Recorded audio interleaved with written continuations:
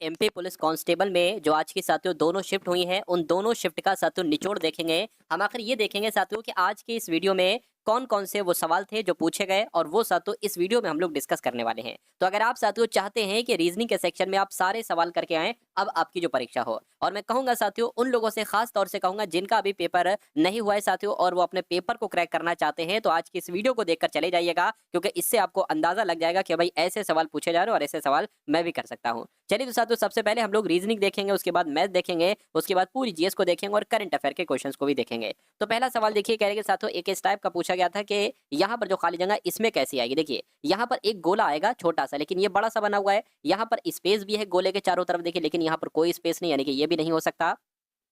अगर बात करते हैं साथियों हम लोग किसकी बात करें, देखिए ये लग रहा है या ये लग रहा है। अब मैं आपको मुझे यहाँ पर साथियों बताना है कौन सा लग रहा है। देखिए अगर बात करते हैं ये थोड़ा सा गोला अलग टाइप का है, यानी कि ये गोला कुछ ऐसे है, आपको हो सकता है शायद दिखना हो रहा है, ये कुछ ऐसे करके साथियों गोला है। तो मैं कहूंगा ऐसा गोला जैसे यहाँ पर बना हुआ है, यहाँ पर बना हुआ ऑप्शन नंबर बी में, तो आंसर आपका जाएगा बी के साथ। अगला सवाल देखिए आपकी स्क्रीन पर, कह रहे कि 57 41 को कैलकुलेट करके, मैं यहाँ पर बना दूं साथियों आपके लिए, क्या कहा गया है 57 41 को कैलकुलेट करके यहाँ पर 39 बनाया गया है। तो आपको ये बताना है कि उसी प्रकार 63 और 84 को कैलकुलेट करके यहाँ पर क्या बनाया जाएगा। थोड़ा सा आप सोचेंगे तो मेरा मानना है कि आप सही जवाब तक पहुंच जाएंगे। देखिए मुझे अगर ऐसा बात करें साथियों, ये 57 की 5 7 की गुणा करा दे तो 5 7 35 होता है, और 4 और 1 की गुणा करा दे तो साथियों 4 एकम 4 होता है। आप क्या करेंगे साथियों, आप इन दोनों को प्लस कर देंगे, 39 आ जाएगा, और 39 आपका कहाँ पर है, ये है।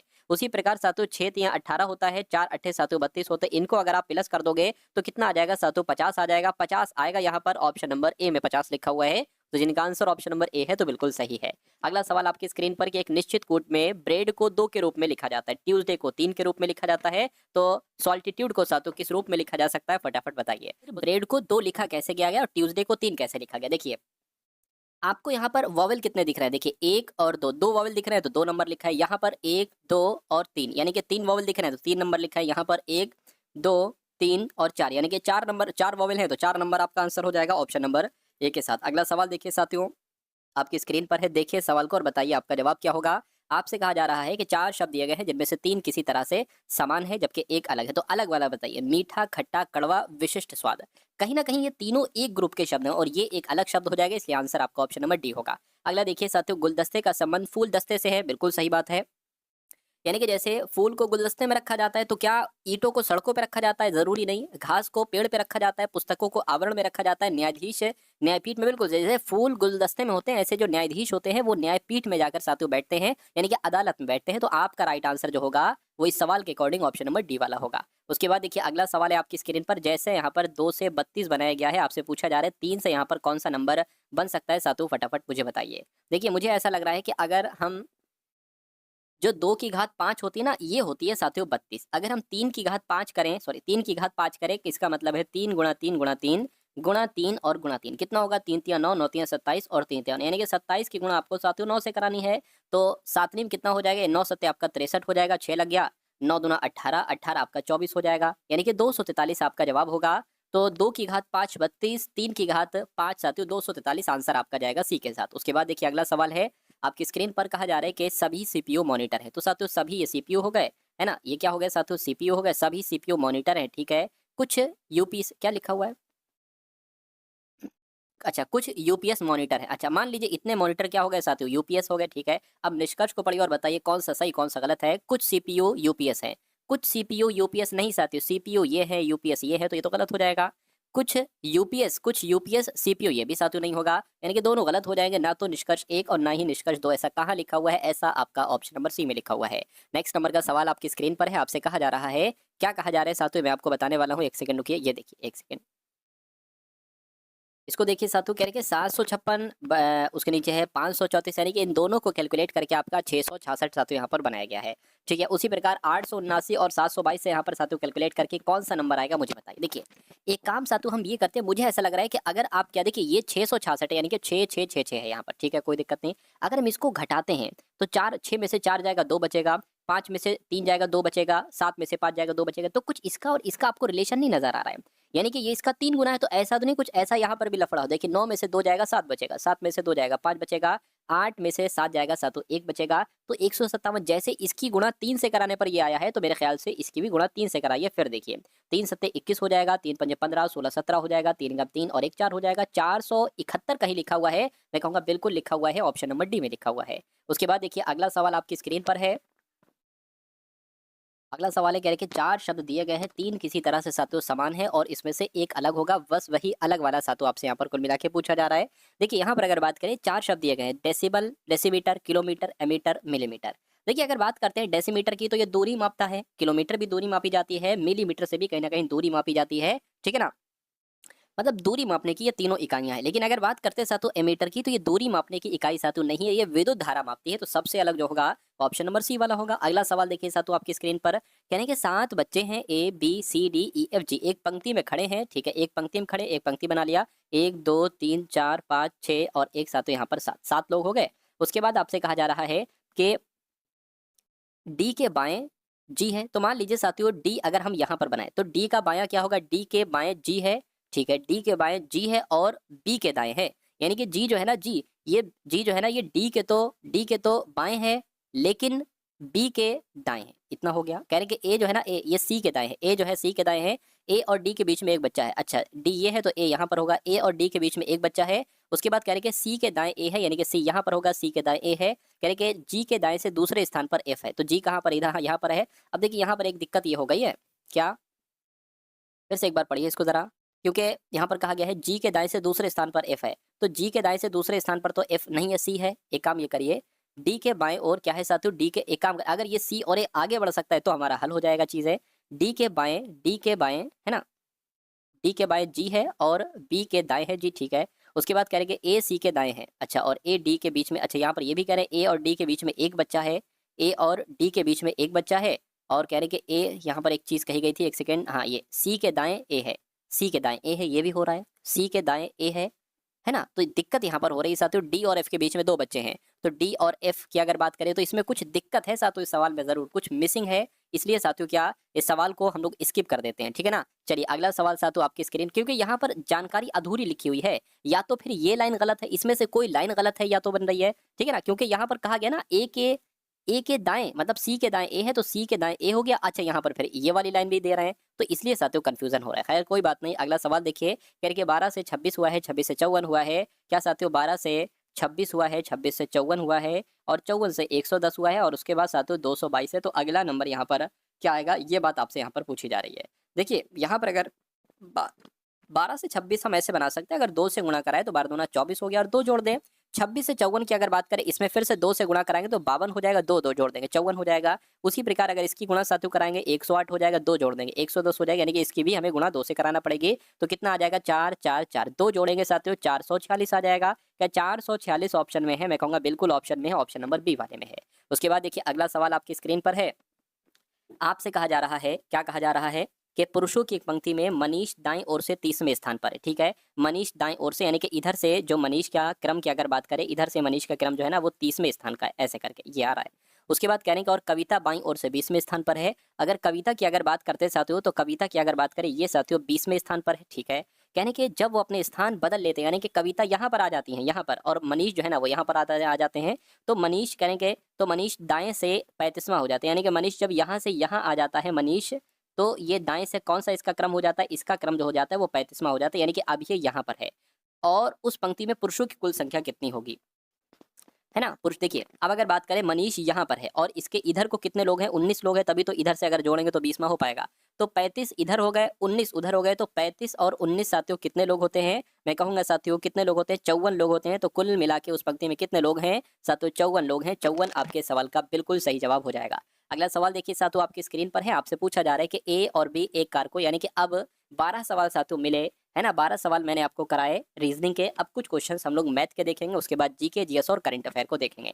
यानी कि ए और बी एक कार को, यानी कि ए जो है ना ये 8 दिन में करता है, बी की अगर बात करिए 16 दिन में करती है। यानी कि एक ऐसा नंबर ले लीजिए जो कि दोनों नंबर से कटे, 16 ही ले लेते हैं, 8 दूना 16, 16 एकम 16। यानी कि यदि वे 3 दिनों तक इस कार को साथ में करते हैं तो कार का कितना भाग बचेगा। देखिए दोनों लोग, ए एक दिन में 2 काम कर रहा है, बी एक दिन में साथियों क्या एक काम कर रहा है, दोनों लोग मिलकर 3 काम कर रहे हैं। कहने कि यदि वे 3 दिनों तक ये काम करते हैं तो 3 दिनों तक 3 तिया 9, यानी कि 9 काम कर पाएंगे। अच्छा टोटल काम कितना है, टोटल काम ये 16 है, टोटल काम कितना है साथियों, टोटल काम आपका 16 है, ठीक है ना। टोटल काम आपका कितना है साथियों, 16 है, कोई दिक्कत नहीं है। यानी कि अब काम कितना बाकी है साथियों, है ना, अब काम कितना बाकी है। तो अगर बात करते हैं साथियों यहाँ पर 9 काम हो चुका है, 16 काम टोटल है। तो मैं कहूँगा साथियों कितना, 7 काम बाकी है ना, 7 काम बाकी है और 16 जो टोटल काम है वो नीचे आ जाएगा। तो मैं कह सकता हूँ साथियों एक तरीके से कहीं न कहीं तो ये आपका, या एक काम आप ये कर सकते हैं, एक काम आप क्या कर सकते हैं, देखिए 9 काम हो चुका है, ठीक है ना। तो 9 बटा ये आपका 16 हो गया, टोटल काम होता है 1, तो इसको 1 में से घटा लीजिए, 16 एकम 16 और 9 बटे 16 आ जाएगा। 16 में से साथियों 9 जाएगा तो 7 बटे 16 आ जाएगा, यानी कि काम का जो भाग, कितना भाग बचा है, मैं कहूँगा साथियों 7 बटे 16 भाग बचा है। 7 बटे 16 भाग कहाँ पर लिखा हुआ है, ऑप्शन नंबर सी में लिखा हुआ है। अगला सवाल आपकी स्क्रीन पर है, आपसे कहा जा रहा है कि साधारण ब्याज पर कोई राशि 4 वर्षों में 400 और 5 वर्षों में 420 हो जाती है, तो वो राशि क्या है। देखिए अगर यहाँ पर हम लोग बात करें, ऐसे सवालों में क्या निकालना साथियों, 1 वर्ष का साधारण ब्याज अगर हम लोग निकालें तो 420 में से 400 को घटाइए, 420 में से 400 को साथियों घटाइए, तो 1 वर्ष का ब्याज कितना निकलेगा साथियों, 20 रुपए निकलेगा, है ना, 20 रुपए निकलेगा। लेकिन अगर हम यही 4 वर्ष की बात करें, 4 वर्ष का ब्याज कितना हो जाएगा, तो 4 से गुणा करा लीजिए, यानी कि 80 हो जाएगा। तो 4 वर्ष का ब्याज कितना हो गया साथियों, 80 हो गया। इतनी बात क्लियर है। अब 4 वर्ष की राशियां यहाँ पर अगर बात करें कितनी दे रखी थी, 400 दे रखी थी। तो अगर बात करिए, है ना, यहाँ पर अगर बात करें साथियों, इसमें क्या है, इसमें 4 वर्ष का ब्याज भी ऐड है। तो अगर आप इसमें से मिश्रधन, जो कि ये मिश्रधन है, इसमें से साथियों ब्याज घटा देंगे, यानी कि मिश्रधन में से अगर साथियों ब्याज आप घटा देते हैं तो आपका क्या निकल आता है, मूलधन निकल आता है, यानी कि आपकी राशि निकल आती है।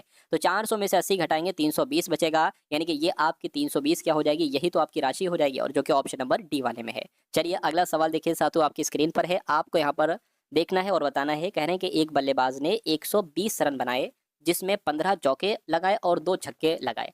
विकेटों के बीच दौड़कर उसने कितने प्रतिशत रन बनाए, यानी कि उसने टोटल कुल मिला के रन कितने बनाए, ये आपसे पूछा जा रहा है। देखिए अच्छा, यहाँ पर कहा जा रहा है कि उसने बल्लेबाज ने 120 रन बनाए, ठीक है, कोई दिक्कत नहीं है। उसने कुल रन कितने बनाए, अगर बात करते हैं साथियों, उसने कुल रन जो बनाए हैं वो 120 बनाए हैं। अच्छा, उसने 15 चौके मारे हैं। देखिए अगर बात करते हैं यहाँ पर 15 चौके मारे हैं, चौक जो होता है, चौका 4 रन का होता है, तो 15 चौक 60, यानी कि 60 रन जो उसने बनाए हैं वो चौके के रूप में बनाए हैं। लेकिन उसने 2 छक्के भी मारे हैं, है ना, 2 छक्के मारे और छक्का 6 नंबर का होता है, यानी कि 12 रन जो उसने लिए हैं वो सातों छक्के के रूप में लिए हैं। तो कुल मिला के 60 और 12 कितने हो गए, मैं कहूँगा 72 रन हो गए। 72 रन सातों यहाँ पर आपके हो चुके हैं, कोई दिक्कत नहीं है।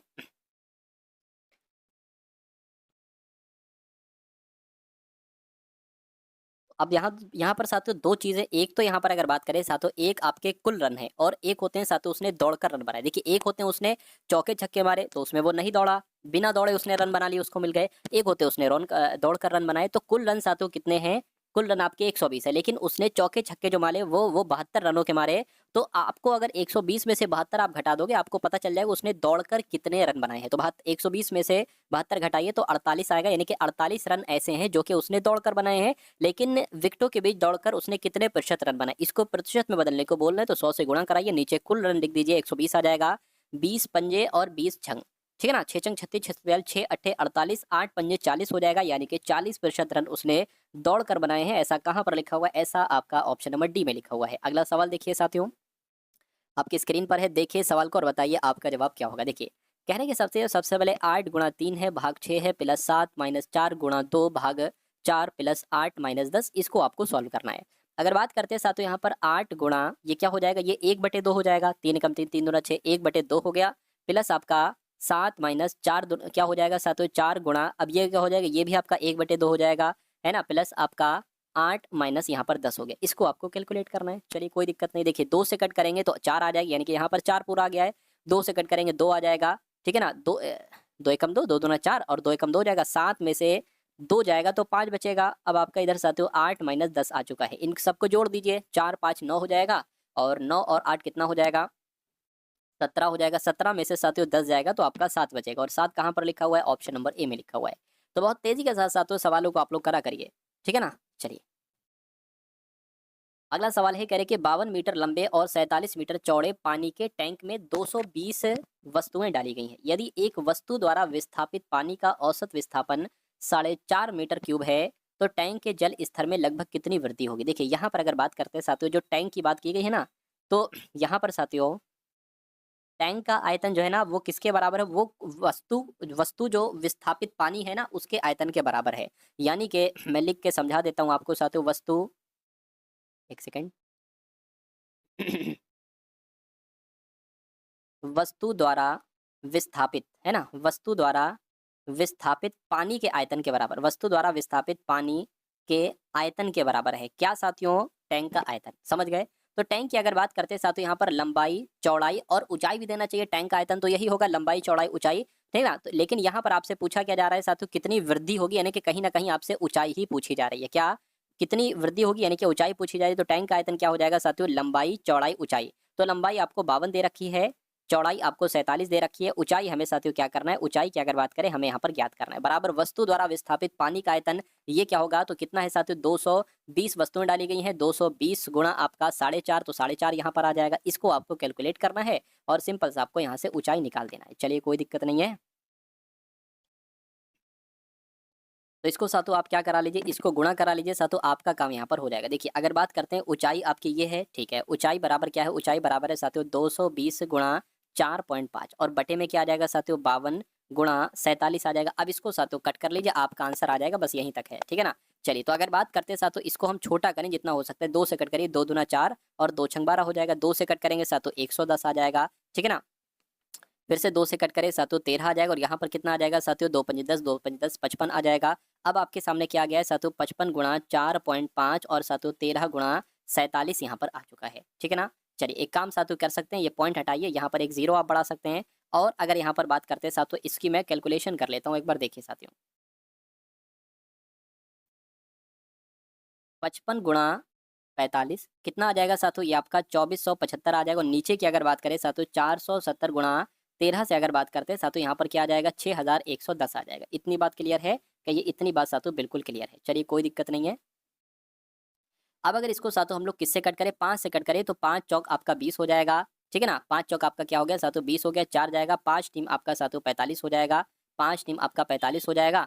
बचेगा क्या साथियों 2, 5 पंजे 25 हो जाएगा। नीचे का क्या रहेगा 5 एकम 5, 5 दूना 10 और 5 दूना 10, 5 दूना 10 ये रहेगा, ठीक है ना। चलिए कोई दिक्कत नहीं है। और इसको अगर साथियों कट करें ना हम लोग, है ना,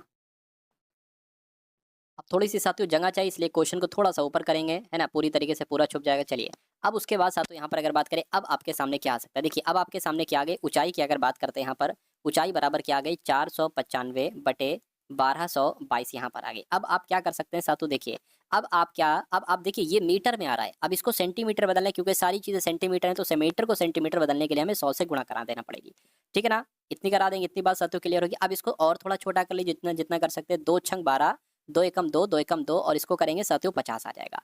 अब एक काम साथियों आप करिए, अब आप इसको अगर कैलकुलेट करेंगे साथियों कितना 50 गुणा 495, 50 गुणा 495 कितना हो जाएगा साथियों 24,750 हो जाएगा, बटे आपका 611 आ जाएगा। तो आप एक काम साथियों करिए, इसमें एक ऑप्शन मिसिंग है साथियों, यहाँ पर 4 लिखा हुआ है, ठीक है ना, 40.5 है ये। देखिए अगर 600 को 24,000 से कट करेंगे तो कहीं ना कहीं कितना आएगा 6 चौक 24 और ये हजारों में है तो जीरो भी आ जाएगा। तो आप देखिए साथियों 40 पॉइंट करके आंसर आएगा और 40 पॉइंट करके आंसर आपका कहाँ पर लिखा हुआ है, ऑप्शन नंबर डी में लिखा हुआ है। आप कैलकुलेटर के से भी इसको इस्तेमाल करेंगे तो साथियों 40.5 करके कहीं ना कहीं कुछ आएगा। तो ये मुझे समझाने में साथियों आपको इतना समय लगा है, लेकिन जब आप इसको करोगे 2 बार 3 बार इसकी प्रैक्टिस करोगे तो ये 1 मिनट के अंदर ही साथियों हो जाएगा, ज्यादा समय इसमें नहीं लगेगा।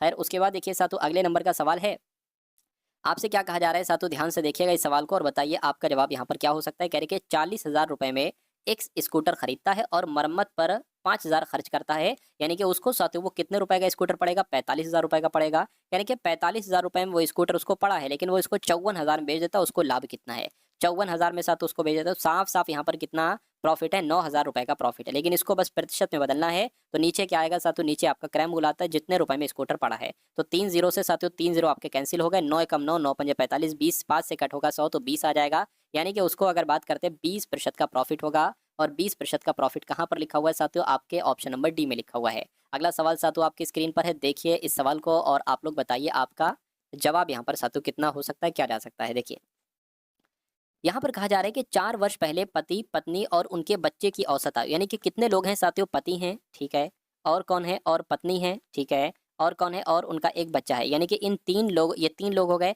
और इनकी जो औसत आयु है वो कितनी है साथियों, वो 26 है।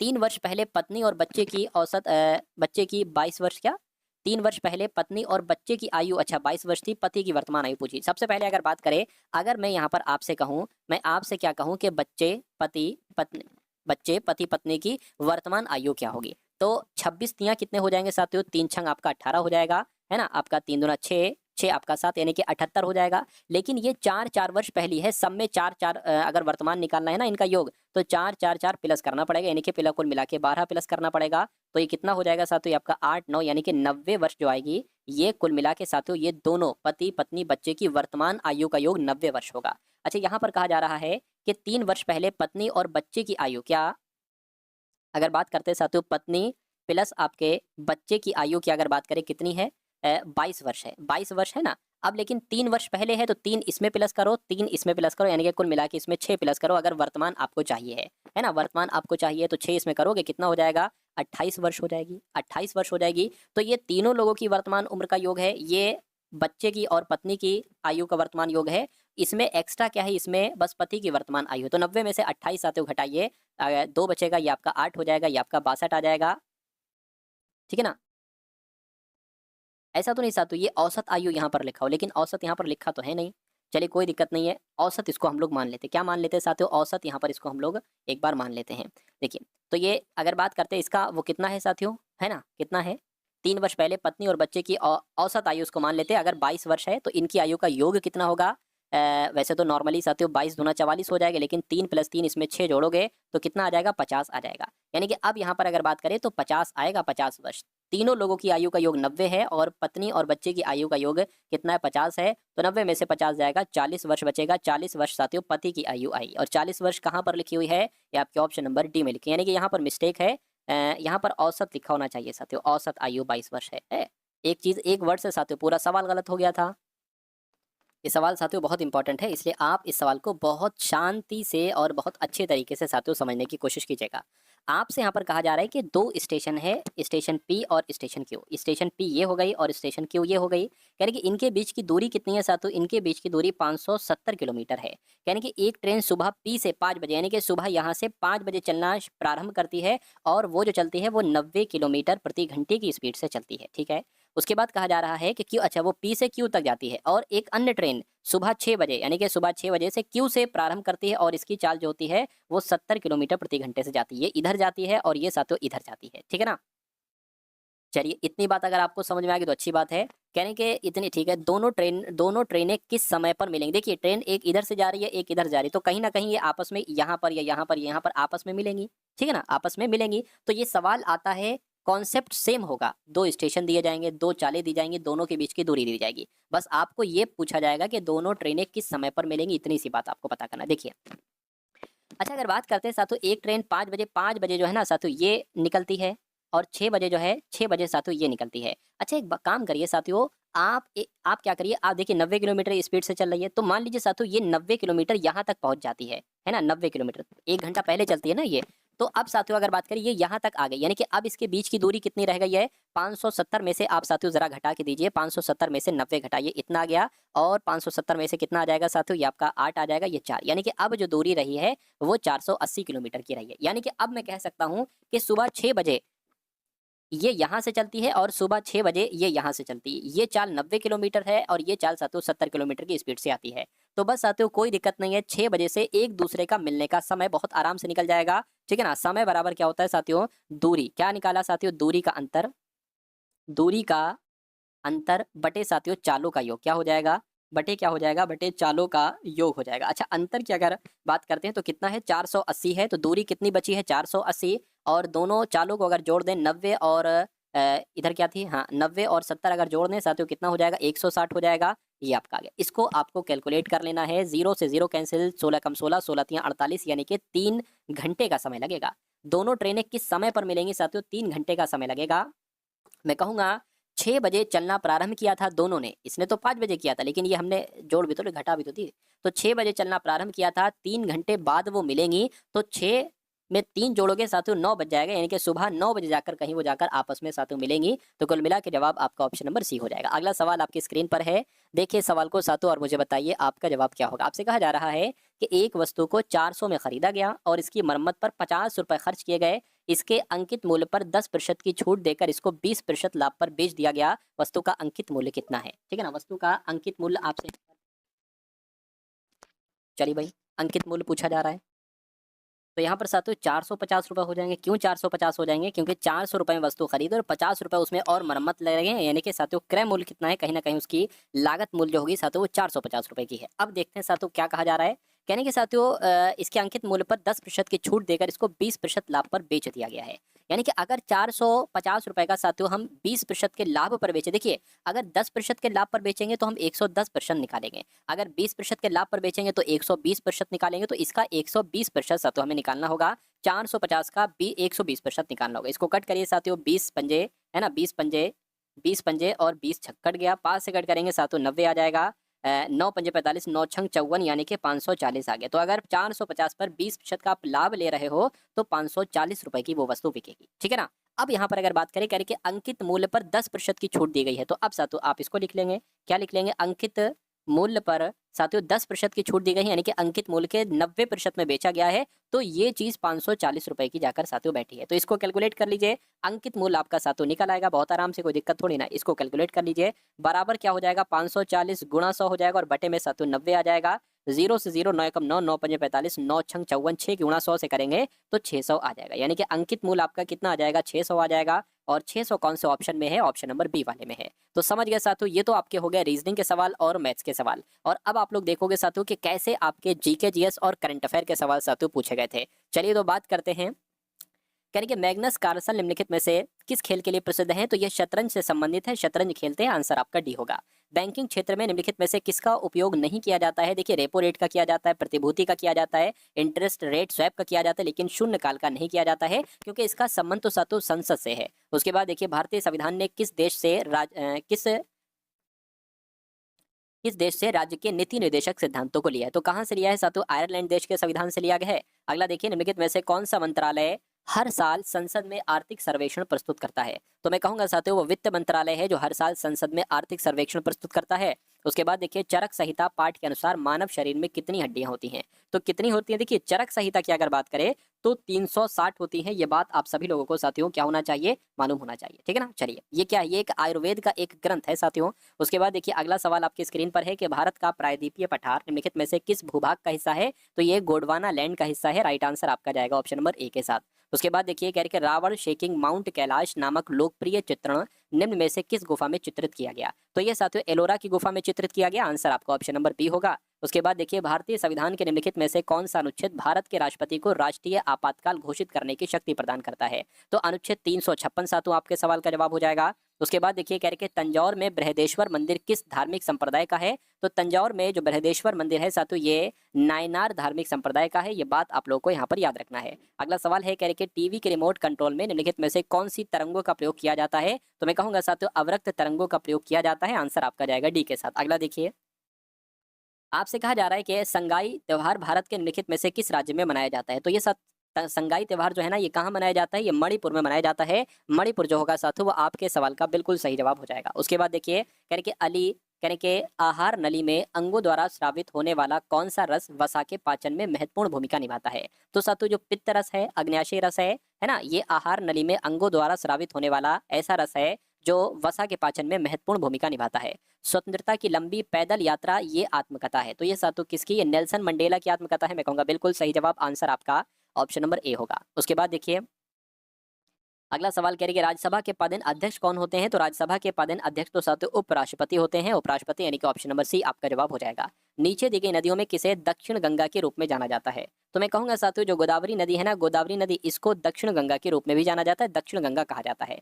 अगला सवाल आपकी स्क्रीन पर है, कह रहे कि तटीय ओडिशा राज्य का प्राचीन नाम था, तो क्या था साथियों, कलिंग था। तटीय ओडिशा का प्राचीन नाम क्या था, कलिंग था। अगला देखिए उपन्यास एक है, इसका नाम है the God of small things. ये किस देश से प्रेरित है, तो ये किस देश से प्रेरित है, ये अपने देश भारत से प्रेरित है। राइट आंसर आपका साथियों जो जाएगा वो ऑप्शन नंबर बी हो जाएगा। ये कि उपन्यास है the God of small things है ना। और अगर बात करते हैं ये किसके द्वारा लिखित है, ये उपन्यास अरुंधति राय के द्वारा लिखित है। आंसर आपका जाएगा ऑप्शन नंबर बी के साथ। और मैन बुकर पुरस्कार मिला था साथियों इसके लिए। निम्नलिखित में से कौन प्रोटीन का एक प्रमुख स्रोत नहीं है, तो प्रोटीन देखिए सोयाबीन से हमें मिलती है, गेहूं से मिलती है, मछली से मिलती है, चने से मिलती है।